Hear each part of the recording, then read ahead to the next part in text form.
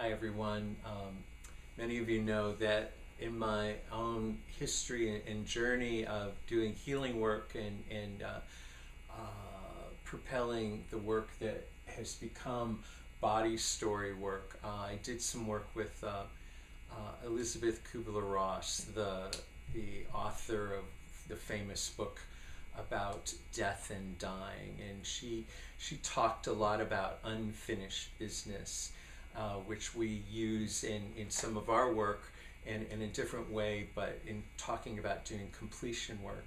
And what Elizabeth did was she talked about that there were four parts of us. There was the intellectual part, there was the emotional part,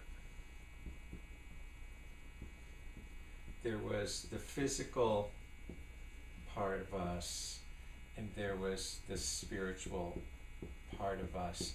And that when we worked in all areas, that we could have the most maximum change in a person's body, in their world, in their life, in their purpose. So, lots of therapies work on one, or, a massage therapist may work on this, a psychotherapist may work on this and this, spiritual transformation coaches may do this. But when we work on all of these together, the advancement and the rapidity of healing that can take place is much greater. And that's what goes into body story work. In our workshop that we're going to do on December 7th, we're going to go through and learn some more work around the intuitive part of Reiki, which is using the symbols, doing some distance healing. We're going to teach you about doing some Gestalt healing techniques. And we're going to take you a bit further on the journey of framing how Reiki and body story work can go together. I just want to throw out, as you think about these four quadrants, the idea that happens with Reiki is it really opens you up to be not only a channel of healing energy, but it opens you up in your intuitive parts.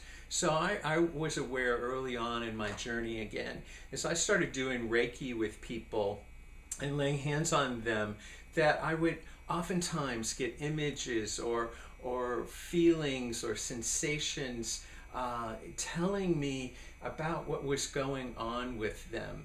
As a body story expert, that's really valuable to add into the work that you're doing, both passive and active work together to make the transformation happen. The other thing I was aware of is I told in our class the last time, was in laying hands on somebody, actually getting information about a pain and feeling a pain in my ear when someone had a pain in his ear on the table. And when we did the body story work, he actually healed the infection that had been going on in his ear. So when he dropped the story, there was the ability for the energy of Reiki to actually do its work more fully. Last kind of seed I'd put in, because this part of Reiki really is accentuating in your healing abilities, but your intuitive abilities.